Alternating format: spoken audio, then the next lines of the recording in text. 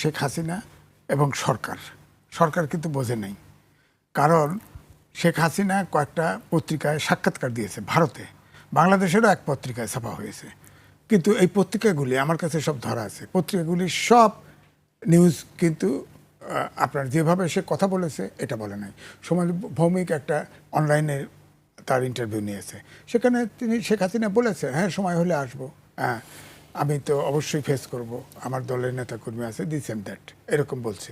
কিন্তু বলে নাই জেলখানা রেডি করেন, ফাঁসির মঞ্চ রেডি করেন, আমি ডিসেম্বরেই আসবো।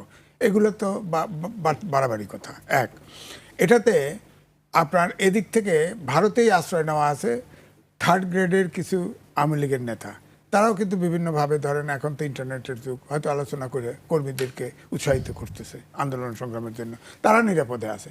শেখ হাসিনা যখন পালায়ে যায় আপনি খেয়াল করে দেখেন, তার আগে তিনি এসএসএফের ছিল, ঘেরাও ছিল, আর্মির ঘেরাও ছিল, তিনি তো সেনানিবাসে আশ্রয় নিতে পারতেন। তিনি বলছিলেন যে আমি ভাবছি আমাকে টুঙ্গিপাড়া নেবে, টুঙ্গিপাড়া উনি রানওয়ে করছেন নাকি, এয়ারপোর্ট নামার জায়গা রাখছেন নাকি, হ্যাঁ উনি অর্থাৎ আপনি খেয়াল করে দেখেন, যেদিন আর্মি বলেছে সাধারণ আন্দোলনকারী জনগণের বুকে তারা গুলি চালাইতে নারাজ, রাওয়া ক্লাবে আলোচনা হয়েছে, এরপরেই শেখ হাসিনা বুঝে ফেলছে যে আমার সময় ফুরিয়ে আসছে। সে কিন্তু দেখেন তার যত নিজস্ব পরিবারের সদস্য একজনও গ্রেপ্তার হয়নি, কোনো নেতা গ্রেপ্তার হয়নি, সব ভাগাই দিছে। তো সুতরাং তিনি জানতেন যে এই অবস্থা হবে। এখন ভারত তাকে আনুষ্ঠানিকভাবে সরকার না, এখন বাংলাদেশের এক উপদেষ্টা বললেন যে আপনার কি স্থানীয় সরকার নির্বাচনে যারা নির্দোষ আওয়ামী লীগের তারা নির্বাচন করতে পারবে, কারণ ওটা প্রতীকের নির্বাচন হচ্ছে না। এখন আপনি যদি সুপ্রিম কোর্টের মতো কল্পনা করে থাকেন, নির্বাচনে ফি নেবেন, নির্বাচনের সদস্য হবেন, প্রার্থী হবে, আর আপনি বাতিল করে দিবেন, সারা পৃথিবী জুড়ে এটা স্ক্যান্ডেল হবে। তো সারা পৃথিবী জুড়ে এই কথাটা হুঁশ করে বলা উচিত ছিল। কারণ আওয়ামী লীগ তো একটা সংগঠন, বড় সংগঠন, এটা ঠিক। আপনি যদি নেপালের মতো ইলেকশন হতো, 3 মাস বা 6 মাসের ভিতরে নির্বাচন হতো, তাহলে জনগণ ভোটেই কিন্তু আউট করে দিত, অর্থাৎ রাজনীতি দিয়ে রাজনীতিকে মোকাবেলা করতে পারা যেত। এখন যেটা হয়েছে আপনি ধরেন জামাত ইসলাম, বিএনপি, এরা 15টা বছর লুকায় থাকছে, গুম হয়েছে, খুন হয়েছে, একটা লোক কোনো সমর্থন উল্টো করছে? নিষ্ক্রিয় হয়েছে অনেকে ভয়ে বাঁচার জন্য, কিন্তু কেউ তো সমর্থন উল্টায় না। বাংলাদেশের মাটি সোনার শেখাটি, যে যা পার্টি করে সেই পার্টি বদলায় না। তো আওয়ামী লীগের সমর্থকরা আপনার অসুবিধা পরিস্থিতি অনুকূল দেখে নেই, এই জন্য তারা নিষ্ক্রিয় ছিল। আপনি সক্রিয় হওয়ার জন্য সুযোগ দিলেন কেন? যেমন আপনার বললেন আওয়ামী লীগের অপতৎপরতা কি? আপনারা তো ইলেকশন করতে বলছেন যে স্থানীয় সরকার নির্বাচনে তারা অংশগ্রহণ করতে পারবে নির্দোষরা, তো তাদের তৎপরতা দেখাবে না? নাহলে স্থানীয় সরকারে ভোট পাবে কেমনে? এবং নেতা যারা দাঁড়াতে চায় তারাও তো তৎপরতা দেখাবে। তা আমার শেষ কথা হচ্ছে এই যে ধরেন এই যে সেনা মোতায়েন করছে, এখানে পুলিশ দিয়ে পারতো, সেনা মোতায়েন মানেই এটা সারা বিশ্বে খবর হবে এবং মনে হবে, যদিও স্বরাষ্ট্রমন্ত্রী বলছে আইন শৃঙ্খলা পরিস্থিতির এমন কোনো অবনতি ঘটে নাই, তো আর্মি মোতায়েন করলেন কেন এত জায়গায়? আর্মির তো দরকার ছিল, পুলিশ দিয়েই তো ট্যাকেল করা যেত। কারণ তারা তো যারা আওয়ামী লীগের মিছিল বার করে, হ্যাঁ তারা ককটেল ফুটাইছে, তারা বন্দুকও ফুটাইতে পারে, তারা মিছিল করবে, তারা জয় বাংলা স্লোগান দিতে পারবে। আপনি তাদের তো আওয়ামী লীগের লোকদেরকে কিন্তু রাস্তায় নামলে চেনা সহজ, তারা জয় বাংলা স্লোগান দিবে। আপনি দেখেন না যে জানাজার নামাজে যায়, সেখানেও জয় বাংলা, সুতরাং তাকে চিনতে অসুবিধা নেই। এখন আওয়ামী লীগ অন্তর্বর্তীকালীন সরকারের সময়ে নির্বাহী আদেশে অধ্যাদেশ জারি করে অ্যাক্টিভিটিস আওয়ামী লীগের কার্যক্রম নিষিদ্ধ করা ছিল, সেটাকেই অধ্যাদেশ আকারে আইন হিসাবে আওয়ামী লীগ নিষিদ্ধ রেখে, অর্থাৎ অধ্যাদেশ সন্ত্রাসবিরোধী আইন করছে। এই আইনটা করাও তো ঠিক হয় নাই। আমি তো বলবো যে আইনটাকে আপনি রাজনৈতিক দলকে গণতন্ত্র চাইবেন, রাজনৈতিক দলকে রাজনীতি দিয়ে মোকাবেলা করবেন। এখন ধরেন এই আইন যদি হয়, এখন জামাত ইসলাম বিরোধী দল, তারা মাঠে নামলো, আইন শৃঙ্খলা পরিস্থিতির অবনতি ঘটলো, 2/3 মেজরিটি আছে বিএনপি, নিষিদ্ধ করে যদি দেয়, আবার সামনের ইলেকশনে জামাত যদি ক্ষমতায় আসে, এই আইন যদি বহাল থাকে, তাহলে যদি জামাত বিএনপিকে নিষিদ্ধ করে দেয়। সুতরাং এই ধরনের ওপেন আইন্ডেড আইন করতে নাই। যেমন ধরেন 15ই আগস্টের পরে 1974 সালে স্পেশাল পাওয়ার অ্যাক্ট আছে, তখন মোস্তাক জেলখানা ভরে ফেলছিল, তার 80% 1974 সালের স্পেশাল পাওয়ার অ্যাক্টে গ্রেপ্তার ছিল। কারণ স্পেশাল পাওয়ার অ্যাক্টে ডিটেনশন দিলে সরকার যাকে মনে করবে তাকে আটকায় রাখতো, আইনের আদালতের আশ্রয় নিতে পারতো না। তা আমার বক্তব্য হলো এখন ব্যাপারে নেগোসিয়েশন হয়েছে। আমি যেটা খবর পেয়েছি যে ধরেন আমি জেনেছি যে তাকে বলা হয়েছিল একটা বিশুদ্ধ লোক দিয়ে একটা পার্টিটা এটা করতে পারতো, যদি এইটা দিয়ে পার্টিটাকে অর্গানাইজ করে শেখ হাসিনা আসার চেষ্টা করতো। কিন্তু বিচার তো হয়েছে, একটা রায়ও হয়ে গেছে, এটা তো ফেস করতেই হবে তাকে। সেটা তাদের মুরব্বী ভারত আছে, ভারত দিয়ে নেগোসিয়েট করতে পারতো। কিন্তু যে প্রসেসে যায়নি তাদের সেই 24-এর যে গণঅভ্যুত্থানে পরবর্তী সময়ে এমন কোনো জনপ্রিয়তা আওয়ামী লীগের হয়নি যে আওয়ামী লীগ আবার এসে রাজনীতিতে অবস্থান গ্রহণ করতে পারবে। কিন্তু সরকারের নানা ব্যক্তিদের নানা ধরনের কথাবার্তায় মূলত কিছুটা তারা উৎসাহিত হচ্ছে বলে আমাদের কাছে মনে হচ্ছে। দেখুন, আমরা সরকারের প্রায় 4 মাস সময় অতিবাহিত হচ্ছে গঠন করার পর, এখন পর্যন্ত আমাদের ট্রাইব্যুনালের যে বিচার প্রক্রিয়াটা আমরা কিন্তু খুব বেশি আশাবাদী নই, খুব দ্রুত গতিতে চলছে এবং নানাভাবে এই বিচারটাকে দীর্ঘায়িত করার জন্য কিন্তু সেখানে আমাদের কাছে নানা ধরনের কৌশল সেখানে গ্রহণ করা হচ্ছে। এখন আওয়ামী লীগের 2-1টা ছোটোখাটো মিছিল হবে এবং সেই মিছিলও খুব লম্বা সময়ের জন্য না, অনেক সময় 30 সেকেন্ড অথবা 1 মিনিট সেখানে হচ্ছে। কিন্তু সরকার এটাকে অতিমাত্রায় গুরুত্ব দেওয়াটা আমার কাছে মনে হয় ঠিক হয় নাই। যেটা আজিজ ভাই হতে পারে সরকার কিছুটা ভয় পেয়ে গেছেন, কি হতে পারে, আমার কাছে মনে হয় না সরকার ভয় পেয়ে আমার কাছে মনে হয় না আওয়ামী লীগের সে সক্ষমতা এখন আছে। দেখুন, কে আওয়ামী লীগ করবে? তাদের নেতারা কেউ দেশে নেই। এই মাঠ লেভেলের কর্মীরা হয়তো কিছু উদ্যোগ নিয়ে মিছিল মিটিং করতে পারে, দলের নেতৃত্ব নাই, দলের কোনো সাংগঠনিক অ্যাক্টিভিটিস নেই, হঠাৎ করে এসে 1 মিনিট মিছিল করে চলে গেল, এটাকে আসলে আমার কাছে খুব বেশি তৎপরতা মনে হয় না। এটি তারা একটু জানান যে আমরা আছি, আর তাদের হয়তো আগামীকাল প্রতিষ্ঠা বার্ষিকী, তারা সেটাও কিছু পালন করার চেষ্টা করেন। কিন্তু আমার কাছে মনে হয় না বাংলাদেশের রাজনীতিতে খুব সহসা আওয়ামী লীগ প্রাসঙ্গিক হবে। দেখুন, বাংলাদেশের মানুষ কয়বার ভুল করবে, কিন্তু নাশকতার আশঙ্কা তো সরকারের সর্বোচ্চ এটি আইন শৃঙ্খলা বাহিনী দিয়েও সরকার করতে পারতো, যারা নিয়মিত আছেন পুলিশ বাহিনী দিয়ে, সরকার আস্থা পাচ্ছে না পুলিশের প্রতি, এমন হতে পারে সেখানে। দেখুন, আপনি যদি কোনো দেশে আবার আসতে চান, ধরুন রাজনীতিতে 2টা শক্তি আওয়ামী লীগের লাগবে। পেশি শক্তি তো দেখিয়ে তো আওয়ামী লীগ ডাউন হয়ে গেছে। তারা আগস্টের 3 তারিখে সবাই মাঠে নামিয়ে দিয়েছিল না জনগণের বিরুদ্ধে, সেদিনও তাদের পতন পুরোটা হয়ে গেছিলো। 5 তারিখে আনুষ্ঠানিক সেখানে তাদের পতন হয়েছে। আর তার হলো সুখ্যাতি সুনাম লাগবে। এই 2 বছরে কি আওয়ামী লীগের এমন কোনো কার্যক্রম আছে অথবা তারা করতে সক্ষম হয়েছে যে জনগণ তাদের প্রতি কিছুটা নমনীয় হবে, তাদের কিছুটা ইমেজ বৃদ্ধি হয়েছে? কোনো একটাও তো নাই। তো কী করা, অত্যন্ত সুকৌশলে আওয়ামী লীগকে প্রাসঙ্গিক করার জন্য চেষ্টা করা হচ্ছে। আমাদের এক শ্রেণীর সাংস্কৃতিক কর্মীরাও কিন্তু আমরা দেখছি আলোচনা আমাদের নজরে আসে, এক শ্রেণী আমাদের সাংবাদিক বলি এবং এক শ্রেণী আমাদের বুদ্ধিজীবী বলি, নানা ইনিয়ে বিনিয়ে তারা আওয়ামী লীগকে কেন আসে না কিংবা আওয়ামী লীগ আসতে হবে, নানা গণতন্ত্রের দোহাই দিয়েই তারা আওয়ামী লীগকে আস্তে আস্তে সূক্ষ্মভাবে প্রাসঙ্গিক করার চেষ্টা করেন। দেখুন, আসলে কি আওয়ামী লীগ কোনো বাংলাদেশের গণতান্ত্রিক শক্তি? আওয়ামী লীগের অবদান অস্বীকার করছি না, 71 সালের আওয়ামী লীগের অবদান আমরা স্বীকার করি। তার পরবর্তী যে আওয়ামী লীগটা আমরা দেখে আসছি, ধরুন 75 সালে যে ঘটনা আমরা দেখলাম বাকশাল, দেখুন মাত্র স্বাধীনতার মাত্র 4 বছর পর দেশে বাকশাল, সব গণতন্ত্র পত্রপত্রিকা সব দল নিষিদ্ধ, এক দল থাকবে। এরপরে 21 বছর পরে তারা আবার অনেক আহাজারি করে ক্ষমতায় এসেছে নানা কারণে, সেটাও এসেছে কিন্তু তখনকার সময়ের বিএনপির একটা গোদরা রাজনীতি, তারা কেয়ারটেকার মানবে না, এই সুযোগেই অপোজিশন এক হয়েছে এবং সেই সুবিধা কিন্তু আলটিমেটলি পরে আওয়ামী লীগ ভোগ করেছে। দেখুন, আবার লাস্টে কত 15 বছর এসে আবার ফ্যাসিজম তৈরি হয়েছে। তো যাদের দ্বারা ক্ষমতা আসলে বাকশাল হয়, ফ্যাসিজম হয়, তারা দেশের রাজনীতিতে প্রাসঙ্গিক কীভাবে হবে? তাদের গণতন্ত্রে বিশ্বাস করে না। তো গণতন্ত্র যদি কেউ বিশ্বাসী না হয়, যাদের আচরণ বাকশাল, যাদের ফ্যাসিজম, তাদের ইলেকশনে নিয়ে আসার যে ঘোষণা দিয়েছেন আমাদের তথ্য উপদেষ্টা, এটাও কিন্তু এক ধরনের আমরা সরকারের বলবো যে এই ধরনের কথাবার্তাগুলোকে আওয়ামী লীগের সুযোগ করে দিচ্ছে। এবং আমরা দেখলাম যে দেশের আইনশৃঙ্খলা পরিস্থিতি খুব ভয়াবহ অবস্থা। আমাদের স্বরাষ্ট্রমন্ত্রী তো তিনি এখন সর্ববিষয়ের মন্ত্রী, আমরা তাকে বলে থাকি। আপনার 100 দিনে 605টা খুন দেশে সংঘটিত হয়েছে, প্রতিনিয়ত রেফের ঘটনা ঘটতেছে এবং তাদের গতকাল দেখলাম তাদের নারায়ণগঞ্জের এক এমপির সন্তান তিনি চাঁদাবি করতে অ্যারেস্ট হয়েছেন, তাকে আবার ছেড়ে দেওয়া হয়েছে। গতকালকে গাইবান্ধাতে একটা শিক্ষা প্রতিষ্ঠান প্রাইমারি স্কুলের কমিটি নিয়ে সাধারণ কথা, সেই প্রশ্নগুলোতে আসতে চাই, পরবর্তীতে আসতে চাই। আমি আগে এই বিষয়টিকে আলোচনা করতে চাই। আপনি বলছিলেন যে আওয়ামী লীগকে প্রাসঙ্গিক করছে বর্তমান সরকার, আবার আরেকটি কথা আপনি বলছেন যে সরকার হয়তো ভয় পেয়ে এই কাজটি করছে। 2 ধরনের বক্তব্য আমরা আপনার কাছ থেকে পাচ্ছি, একটা হচ্ছে প্রাসঙ্গিক করা হচ্ছে আর একটা হচ্ছে ভয় পেয়ে। এই যে এটা একটা প্রাসঙ্গিক করা, যে আপনি সেনাবাহিনী নামাচ্ছেন, দরকার ছিল না, আমি সেটাই বলছি। আপনি সেনাবাহিনী কেন নামাবেন? যদি আপনি পুলিশ বাহিনীকে সক্রিয় করেন, তাহলে এই সমস্ত তৎপরতার জন্য কিন্তু সেনাবাহিনী আমার কোনো প্রয়োজন। এই যে একটা ভয়াবহ অবস্থা, মানুষের মধ্যে আতঙ্ক ছড়িয়ে দিচ্ছেন আপনি, তার মানে মানুষ আওয়ামী লীগকে ভুলে গিয়েছে। আওয়ামী লীগ একটা ডেড ইস্যু, আপনি এখন সেনাবাহিনী নামে আবার ইস্যুটাকে আপনি আসলে তো আওয়ামী লীগ আসতেছে, এই যে একটা আতঙ্কিত পরিবেশ কিন্তু সরকার তৈরি করেছে। আমরা জানতাম তো না, মানুষ প্রয়োজন মনে করে নাই যে সেনাবাহিনী নামাইতে হবে, সরকারের প্রয়োজন মনে করে। তার মানে নিঃসন্দেহে এখানে সরকারকে একটা মিসগাইড করা হয়েছে, অথবা গোয়েন্দা রিপোর্ট এমনভাবে দেওয়া হয়েছে, সরকার বাধ্য হয়েছে। তো এখানে আরও যাচাই বাছাই করে, মানে জনগণ যেটাকে আসলে আলোচনায় নিয়ে আসতে চায় না, জনগণ যে দলের নামটাও মুখে আনতে চায় না, সরকার সেনাবাহিনী নামিয়ে একটা গুরুত্ব উপস্থাপন করে আবার সেই দলকে জনগণের কাছে নেওয়ার চেষ্টা করে আসছে। এটা দরকার ছিল না সরকার। আমাদের দেশে অনেক সন্ত্রাসী সংগঠন আছে যা নিষিদ্ধ আছে, ধরেন জেএনবি, আনসারুল্লাহ বাংলা টিম সহ এরকম অনেক দল আছে না, নিষিদ্ধ দল। পাহাড়ে অনেকগুলো দল আছে, পাহাড়ে এমনও দল আছে একটা অংশ স্বাধীনতা চায়, তারা তো এই সুযোগ নিতে পারে। ধরেন আওয়ামী লীগের নামে আসলো, যে জয় বাংলা স্লোগান দিল, দেখা গেল যে সন্ত্রাসী গ্রুপ আছে। এখন বিরোধী দলের সাথেও সরকারি দলের আন্ডারস্ট্যান্ডিং কম, হ্যাঁ, এবং আমাদের প্রতিবেশী রাষ্ট্রের সাথেও কিন্তু সম্পর্ক কম।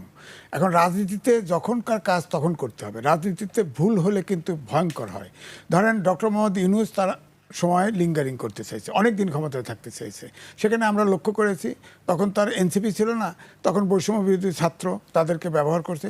জামাতে ইসলাম ধরেন ওয়ালের এপিট ওপাট এপিট জানি ইউনিসেরই সাথে ছিল, তখন যদি সব দল মিলে চাপ দিত যে নির্বাচনটা আপনার 6 মাস 3 মাস তো এমনিতেই নির্বাচন দেওয়া দরকার, তারপরে যদি ইলেকশন কমিশনের প্রস্তুতির অভাব থাকে 6 মাসে যদি ইলেকশন হতো, তাহলে কিন্তু ইউনূস এইভাবে শিকড় গাড়তেও পারতো না, আওয়ামী লীগও সময় পেত না। তখন কিন্তু ওই নেপালের মতো ইলেকশনের রেজাল্ট হলো, শিশুরা কিন্তু ছাত্ররা কিন্তু ক্ষমতায় চলে আসতে পারতো। কিন্তু এই ছাত্রদেরকে বিতর্কিত করে ফেলছে ডক্টর মোহাম্মদ ইউনূস, এবং জামাত ইসলাম তার সাথে সঙ্গ দিয়েছে, জামাত ইসলাম একমত হয়েছে, যার ফলে ইউনূস সাহেব কিন্তু দেশটাকে আলো করে দিয়েছে। এবং বিএনপি, আমার ধারণা এই যে বিএনপি আগে বলছি না, শেখ হাসিনার পরের ক্যাবিনেটকে বলছি যে কচি কাঁচার আসর বসাইছে শেখ হাসিনা, এখন তো মনে হচ্ছে খালি কচি শিশুর আসর বসাইছে। একজন এক এক মন্ত্রী এক এক কথা বলে, কথা বলার পরে তার ব্যাখ্যা তো ভিন্নভাবে হয়। তো এই ব্যাখ্যা তো রাজনীতিতে ভিন্ন ব্যাখ্যা তো দেওয়া যাবে না। আপনি কোনো কথা বললে অবশ্যই আপনি আরেকজন জানে তার সাথে কথা আলোচনা করে কথা বলেন। আর সবগুলো সরকার অভ্যুত্থানের শক্তি পার্লামেন্টে আছে। আপনি আওয়ামী লীগ তো বিরুদ্ধে আপনারা ফেসিবাদের সব মিলেই তো ফেসিবাদকে তাড়িয়েছেন। ফেসিবাদকে মোকাবেলা করতে হলে আপনার সব দলের ভিতরে তো একটা লিয়াজও থাকতে হবে, কথা বলতে হবে যে আমি কি আর্মি নিয়োগ করব কি করব না।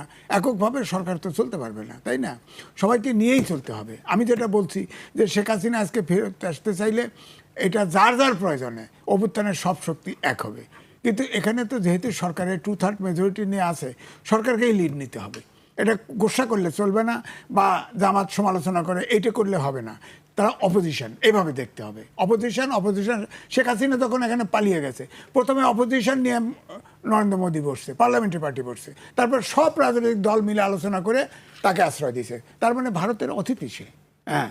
তো তাকে পুরস্কারে কোনো দেশে যায়, তাকে আইনি ভিত্তিতে তাকে আলোচনা করে আপনার পুশিং করবেন, পুশব্যাক করবেন, যা করবেন। সেটা তো হিন্দুতে লেখছে তো যে আপনারা গঙ্গা চুক্তি করেন, তিস্তা চুক্তি করেন, যেগুলো চায়। অন্তর্বর্তীকালীন সরকারের সময় যেসব বাধাগুলি তৈরি করা হয়েছে, ভিসা টিসা ইত্যাদি, সে বাধাগুলো দূর করেন বলছে তো, এটা তো পরিষ্কার লেখছে। এটা আমি বলতে পারবো না, হিন্দু তো লিডিং পত্রিকা একটা ভারতের, সেখানে লেখছে, তারা নিজস্ব আইটেম করছে এটা। তো আপনি সমস্যা ভারত জিয়ে রাখবে, এবং সমস্যা আপনি যার বিরুদ্ধে নাড়বেন তারা হচ্ছে সেই দলের মূল নেতা। কমপক্ষে 500-600 নেতা আছে, 626 জন তো সেনানিবাসে আশ্রয় নিয়েছিল, কমপক্ষে 500 নেতা আছে আওয়ামী লীগের, তারা তো অতিথি। এখন আমি বলি ভারতের অতিথি, ভারতে পালা যায় না, ভারত তাদেরকে অতিথি করে রাখছে। তো তার পার্টি যখন এখানে অ্যাক্টিভিটি চালাবে, আপনি তো এগুলো ভারতকেও মাথায় রেখে কাজ করতে হবে। যে এখানে মনে করেন না যে এখানে শুধুমাত্র আওয়ামী লীগের লোক মিছিল বার করতেছে, তাও তো নাও হতে পারে। অনেক সন্ত্রাসী গ্রুপ তার পিছনে ঢুকে যেতে পারে, অথবা অনেক বেনামি লোক, বাংলাদেশিও না এমন লোকও তো ঢুকতে পারে তো। সুতরাং আপনার এটা ঠিক আছে, আমার কথা যে নৈরাজ্য হতে পারে, হওয়ার মতো আমাদের দেশে বললাম তো অনেক সন্ত্রাসী সংগঠন আছে যারা নিষিদ্ধ, হ্যাঁ। তো তারা তো করতে পারে, এই সুযোগ নিতে পারে। তবে কি সামনের সময় এগুলো কি আপনি আশঙ্কা করছেন, যে আপনি যেহেতু বলছেন যে নৈরাজ্য হতে পারে, সামনে কি এই ধরনের ঘটনা? না, নৈরাজ্য হতে পারে। এখন আওয়ামী লীগের যে অবস্থা, সেই অবস্থাতে আপনি নৈরাজ্য সৃষ্টি হওয়ার পরিস্থিতিটাকে আরও বেশি বয়লিং করে দিলেন, আরও গরম। সেনাবাহিনী কেন নিয়োগ করলেন? আপনার পুলিশ নাই কেন? আপনার জামাতের সাথে কথা বলেন, এনসিপির সাথে কথা বলেন, আপনার বড় পার্টি 2/3 মেজরিটি পার্টি অর্গানাইজ করেন, পুলিশ থাকবে, সামনে আপনারা থাকেন। হতে পারে যে ওরা এসে ক্লাশ করলো, সেখানে ঠিক আছে, আপনি আর্মি সেনাবাহিনী পুলিশ আছে না, পুলিশ ব্যবহার করেন, সমস্যা কী? সেনাবাহিনী হলো সর্বশেষ।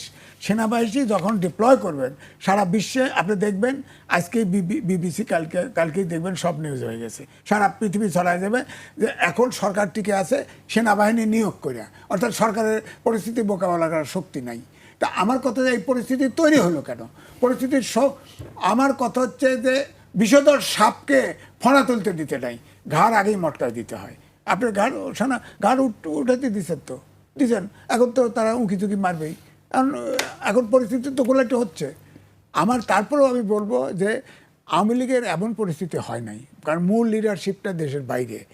এখানে যারা আছে তারা অবুঝ, অত্যন্ত সাধারণ সদস্য যারা এখনও আছে। হ্যাঁ, ধরেন আতিক ভাই বললেন যে আওয়ামী লীগকে কেউ না, আওয়ামী লীগের প্রত্যেকটা ফ্যামিলিতে, জামাতের প্রত্যেকটা ফ্যামিলিতে, আপনার বিএনপির প্রত্যেকটা ফ্যামিলিতে কিন্তু সমর্থক আছে। সুতরাং সমর্থকরা, আমি আগে বলছি যে বাংলাদেশের মাটি সোনার চৌকাঠি, সমর্থক একবার যদি হয় সে চেঞ্জ করে না, হয়তো সুপ্ত থাকে, গুপ থাকে, ভয়ে গোপন থাকে, কিন্তু তারা তো সুযোগ পেলে তো সুবিধা পেলে মাথা ছাড়া দিয়ে উঠবে।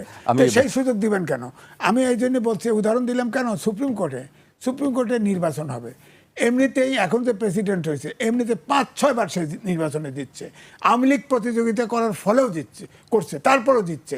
আপনি কেন, আপনি যখন সদস্য বানাইলেন তখন চাঁদা নিছেন, প্রার্থী ভোটার লিস্টের নাম দিয়েছেন, প্রার্থী তালিকা না প্রার্থী হলো তখন আপনাদের বাতিল করে দিলেন। এটা কোনো সিস্টেম হলো? এই কাজকে স্থানীয় সরকার নির্বাচনে করবেন যে প্রার্থী হবে, তার প্রার্থীতে ইলেকশন কমিশন বাতিল করে দেবে, সারা বিশ্বব্যাপী নিউজ হবে। এটা কি ভালো হবে? গণতান্ত্রিক দেশের জন্য ভালো হবে? ভালো হবে না তো। এটা তো আমি বলবো সরকার রং লাইনে যাচ্ছে, এটা এই প্রসেস হয় নাই।